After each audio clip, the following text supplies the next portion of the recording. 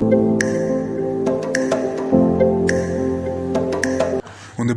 welcome to this channel where they give now won't get update on waiting the happen for with Biafran territory. Now, so Prime Minister just did drop update on how the Islamic State don't they train their Janjaweed, their repented Boko Haram member, make they join the Nigerian army.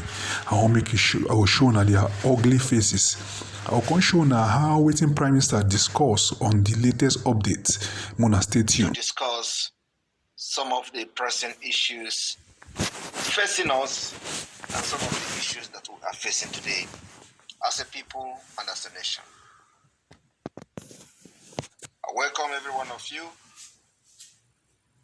Invite your friends, invite your haters as well, invite those who do not know their left from their right. I welcome friends of Biafrans, I welcome the foreigners, journalists, those who have begun to pick interest in what we are doing. I welcome diplomats, those who have been assigned to follow the Prime Minister of Biafra Republic of Exile, bomber to bomber, to know what he's doing. I welcome you. I want to state today that Nigeria remains the only country that is ruled and governed by ghosts and aliens. People that have no background. People that are not Nigerians originally. People that are not from the Niger area. People that are invaders, intruders. People that nobody knows anything about them. These are the people that have been ruling Nigeria because Nigeria is never a country, nor was it planned for a better society. Nigeria was not designed to contribute anything positively for society. Rather, is a company that is being ruled by criminals, a company that is being ruled by terrorists. And the only thing that the Britain is interested in is the profitability of this company, not the laborers. They don't care about the laborers. They don't care about those that are being impoverished by this particular company. All they care is the dividend and the profit from this company called Nigeria. And as I speak to you today, our resolve in 2024 is to make sure that Nigeria will never survive this year. To make sure that the declaration of the restoration of the independent state of Biafra happened this year at all cost. That is what we are doing. But before then,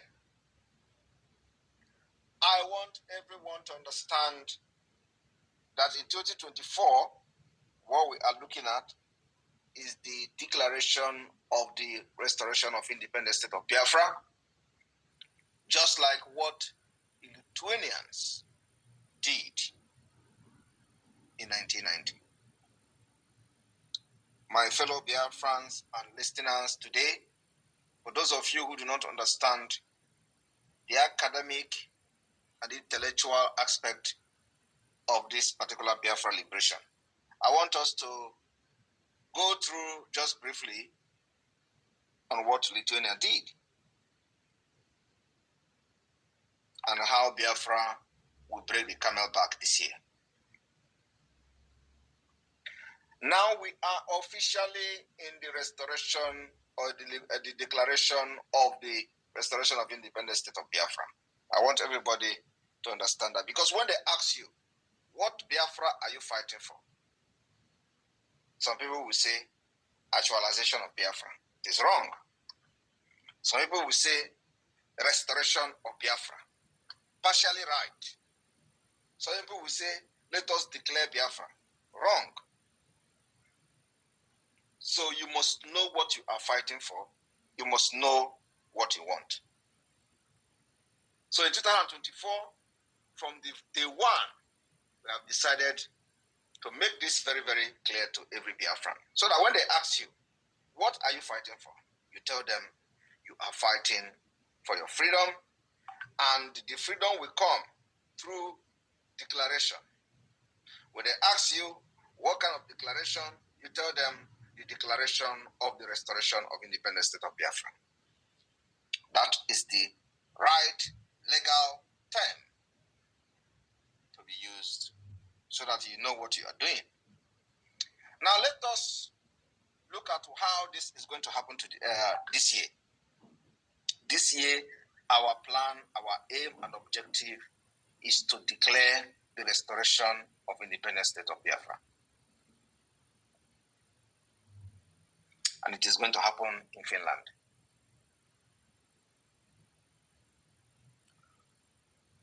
Challenges we may have will be resources.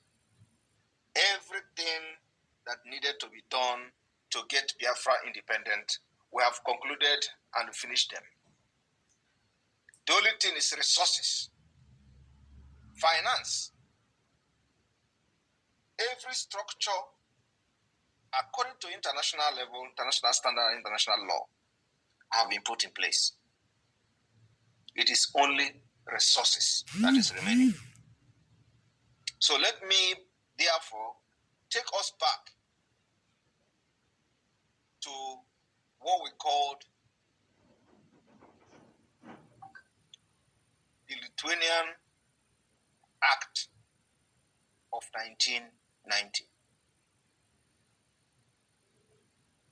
What does this act say? Act of the re-establishment of the state of Lithuania. Now let me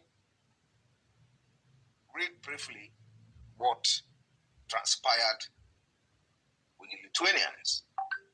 The Act of the Re-establishment of the State of Lithuania, or Act of March 11, 1990, was an independent declaration by Lithuania adopted on March 11, 1990, signed by all members of the Supreme Council of the Republic of Lithuania, led by Sąjūdis.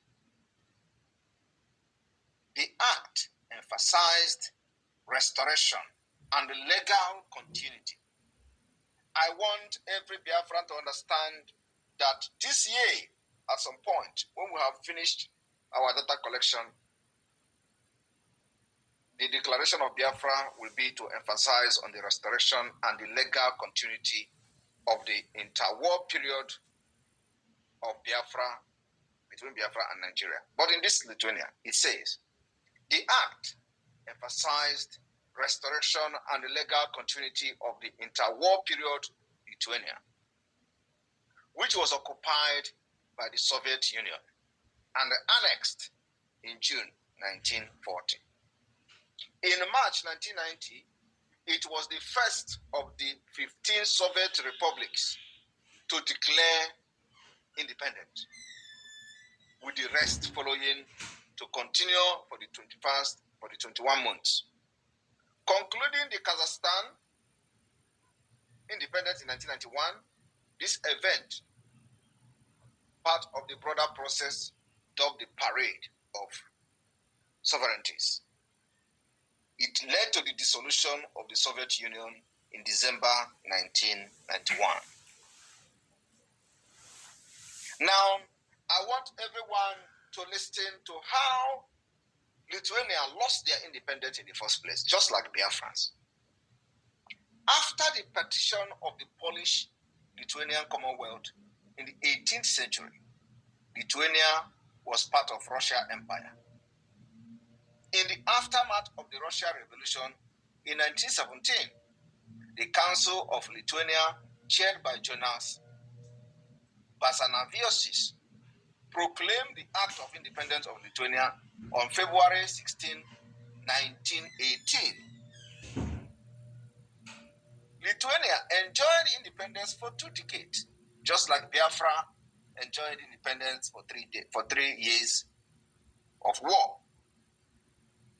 In August 1939, Soviet Union and the Nazi Germany signed Molotov-Ribbentrop Pact, Molotov, dividing Eastern Europe into spheres of influence. The same thing British have done against us. They divide Eastern Europe into spheres of influence.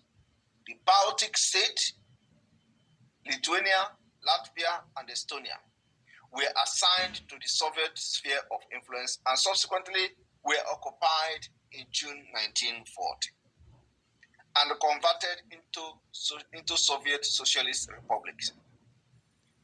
In Lithuania case, President Antanas Smetona left the country rather than accept the occupation.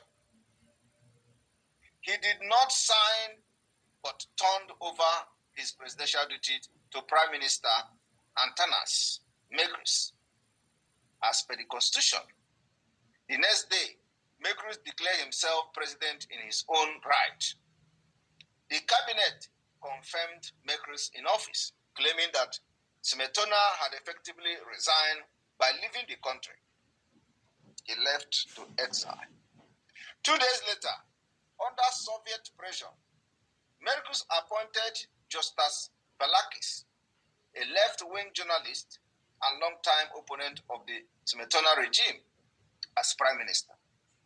Mèmber then signed at Moscow instance, making Paleckis acting president as well. The Soviet then used the Paleckis government to give the final Soviet takeover the appearance of legality. The Paleckis government staged a heavily rigged election for a people's Seimas, in which voters were presented with a single communist-dominated list. The newly elected people's Seimas met on July 21st with only one piece of business: a resolution declaring Lithuania a Soviet republic and petitioning for the admission to the Soviet Union, which carried unanimously. The Soviet Union duly approved the request on August 3rd. Since then, Soviet sources have maintained that Lithuania's petition to join the Soviet Union marked the culmination of a Lithuanian socialist revolution and thus represented the legitimate desire of the Lithuanian people to join the Soviet Union. The Soviet authority undertook Sovietization policies, nationalization of all private properties, collectivization of agriculture, suppression of the Catholic Church, and the position of the totalitarian control. At the same time, free and national health system were also introduced. The armed anti-Soviet partisan were liquidated by 1953. Approximately 130,000 Lithuanians, dubbed enemies of the people, were deported into Siberia. This happened in June deportation and March deportation. After the death of Joseph Stalin in 1953, the Soviet Union adopted de-Stalinization policies and ended mass persecution.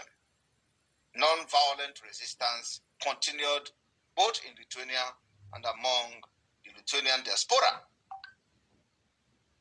These movements were secret, illegal, and more focused on social issues, human rights, and cultural affairs rather than political demands.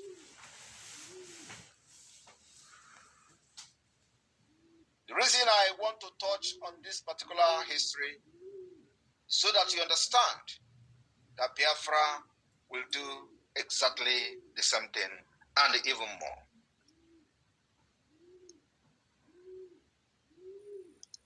And it will happen this year. Those cabinet members and delegates that will come to Helsinki in 2024 will have their signature appended on our document of the Declaration of the Restoration of Independent State of Biafra in 2024. For this to be possible, Simon Ekpa have done everything that needed to be done. The rest lies on you. And like I said, what is needed is resources. Biafra is here. Biafra has been declared both academically, intellectually, and otherwise in 2023. It is now the declaration of the restoration of Biafra. Yes, now thank you for listening. I hear within PM talk. I go rest my case for now.